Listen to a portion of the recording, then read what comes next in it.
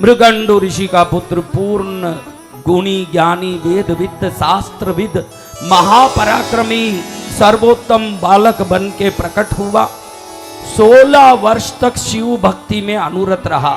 शिवलिंग पर भस्म लगाना, भस्म के ऊपर चंदन का विलेपन करके अत्तर लगाना, उत्तम से उत्तम वस्तुओं से। अब हम लोग दुकान में जाते हैं तो क्या करते हैं भाइयों, बोलो क्या करते हैं? वो पूजा वाला घी दीजो सा, पूजा वालों घी दीजो, यही जावे अगले दिन घी मांगे, वो वही पूजा वाला घी दे के उठा के देता है दुकान वाला। ये कहे नहीं नहीं पूजा रे नहीं चीजे, बाटी में डालने चीजे मने एकदम देसी गाय रो घी देवो, मरे ताजो घी देवो। भगवान के लिए कौन सा घी चाहिए? पूजा वाला। यानी अर्थ क्या? नॉर्मल 250 रुपया किलो। और अभी बाटी में डालना हो तो कौन सा घी? अगले दिन भी सोचता है दुकान वाला के पूजा घी लेने वापस आया होगा, वही घी पकड़ा हुआ। अरे आ गंदी घी का ही देवो, ये मुंह से ही निकालता है, ये गंदी घी का ही देवो, बाटी में घालनी है, तगड़ो घी दो। यानी तेरे लिए तगड़ा चाहिए न, भगवान के लिए पूजा का गंदा घी चाहिए। इसीलिए जीवन में गंदगी का दुख भरा हुआ, ध्यान रखिए। जो ईश्वर को अपने ऊपर रखता है ना, ईश्वर की पूजा सर्वोत्तम करता। मैं तो वो घर को महिमामय घर मानता हूं जिसके घर में उनके बेडरूम से बड़ा पूजा रूम हो, वही सच्चा भगत है। जय गुरुदेव। जिसके घर में अपने बेडरूम से बड़ा, खुद को सोने के लिए तो 16x12 का बेडरूम चाहिए, उसमें बड़ा डबल बेड, हाँ उसमें भी डबल बेडशीट, उसमें ऐसे पढ़ के इतना में, और ये सब दिए हुए भगवान एक छोटे से आले में, उसमें भी ये 1.5 फुट के आले में 15 देवता फंसे हुए हैं। एक देवता दूसरे को हिल नहीं पाए, सबको घुसा के रखा अंदर। हाँ खुद के 16 फुट का रूम है। कितना?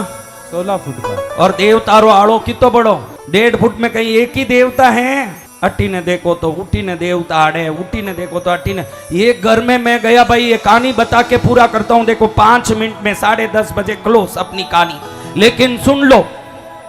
एक घर में मैं गया, उसने बोला कि गुरुदेव आप पद्मावती के पुत्र हो, मेरे घर में कृष्णगिरी से लाई हुई पद्मावती की प्रतिमा है, आप थोड़ा आके दर्शन करके आशीर्वाद दे के जाओ। मैंने सोचा मेरी माँ बेटी है तो इसकी विनती की क्या जरूरत है, मुझे जाना तो चाहिए। मैं भी उठ के उसके घर में चले गया, धीरे से ध्यान लगाया तो मालूम पड़ा कि माँ ऐसे ऐसे कर रही है। क्या कर रही है? क्या कर रही है बोलो रे? मैंने सोचा माँ नाच रही है, मेरे को लगा ऐसे। अब थे भी बोलो कोई यूं यूं करे तो थे कई सोचोला, कई सोचोला। तो मैं यही सोची हो कि भाई नाचती वेला। तो माँ को बोला क्या माँ उदयपुर में डांस क्लास चालू कर दिया क्या? तो माँ बोलती है मूर्ख शांत रहे, मेरी बात सुन। ये कृष्णगिरी आया, मेरे को लेके आया, 1.5 फुट का आला बनाया। कितना? 1.5 फुट का नहीं, 1 फुट का आला बनाया। कितना? 1 फुट का। 1 फुट यानी 12 इंच का आला बनाया, उसमें 6 इंच की मेरी मूर्ति रख दी। मैंने सोचा 3 इंच इस तरफ खुला, 3 इंच इस तरफ खुला, हवा जा रहा, आनंद है, बैठी रहूंगी, मजा आ रहा है। इतने में इसका बेटा अमेरिका से पढ़ के वापस आया, और मैंने देखा बेटा आते ही इसने बेटे के लिए अलग स्टडी रूम, क्या उस स्टडी रूम में अलग डाइनिंग, बेटे का सोने के लिए बेड। मैंने सोचा देखो मेरे आते ही घर में एक्सपेंशन हो रहा है। क्या हो रहा है? हाँ एक्सपेंशन हो रहा। खुश हुई मैं। लेकिन ये जैसे ही यहां से एक बार नाकोड़ा पैदल संग गया न्यू ईयर का, उसमें पहुंचा तो वहां भी देखा भैरू जी की भी महिमा कम नहीं है, तो वहां से भी एक मूर्ति ले लिया 6 फुट 6 इंच की। कौन बोल रही है ये कहानी? कौन बोल रही है? तो माँ बोल रही है कि मैंने सोचा जब बेटा आया तो अलग से रूम बनाने वाला व्यक्ति भैरू जी के लिए भी अलग कुछ बनाएगा, मुझे क्या पड़ा, करने दो, आने दो।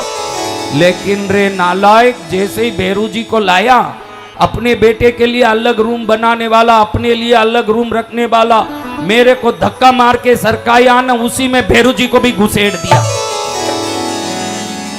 अब भैरू जी 6 इंच के, मैं भी 6 इंच का, टोटल कितना हुआ? 12 इंच। कितना हुआ? 12 इंच। और आला कितना इंच का? 12 इंच का। तो हम बराबर फिट हो गए एकदम।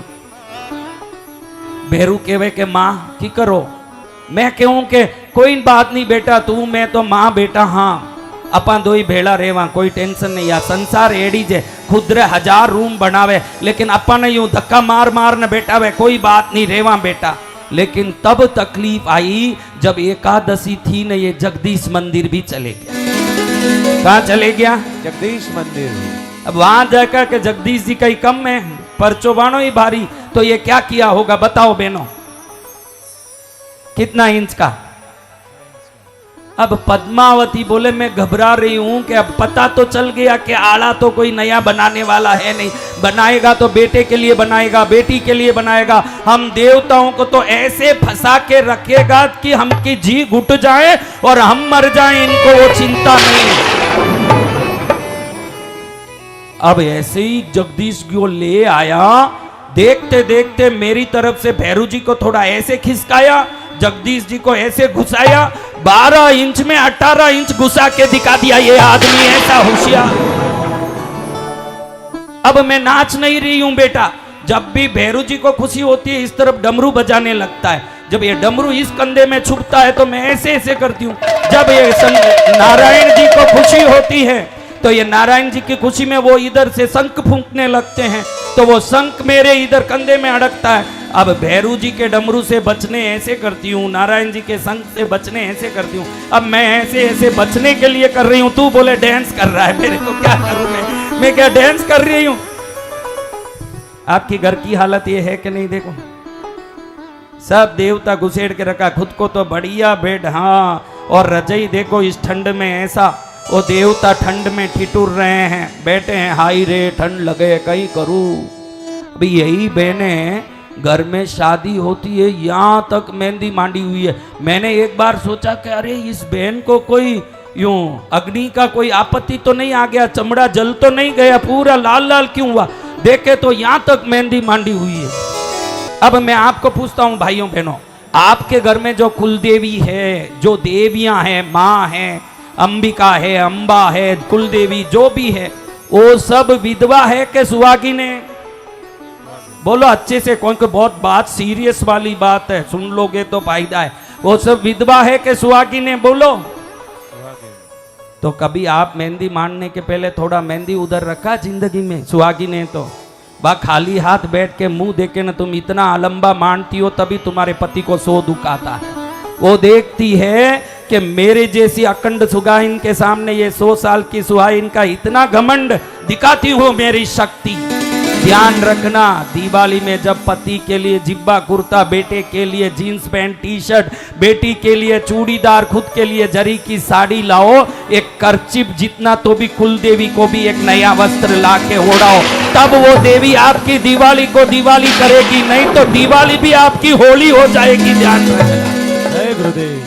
ये बुद्धि आप में नहीं है। जब दुख आए तो खड़े होके हे भगवान मेरे को इतना दुख क्यों है, मेरा तकलीफ को दूर कर दो। चिल्लाने की आप में आदत है, लेकिन उनकी भक्ति करने की आदत नहीं है। घर में लापसी बने, हलवा बने, पहला ये कटोरा ले जाके उनके चरण में रख दोगे, दुख घर के द्वार में आने के पहले ही वहीं से लौट जाएगा, क्योंकि हमारे पास भक्ति है।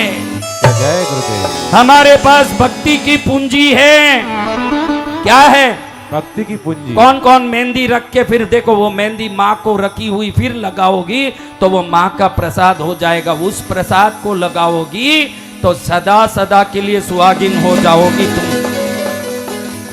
करती हो क्या?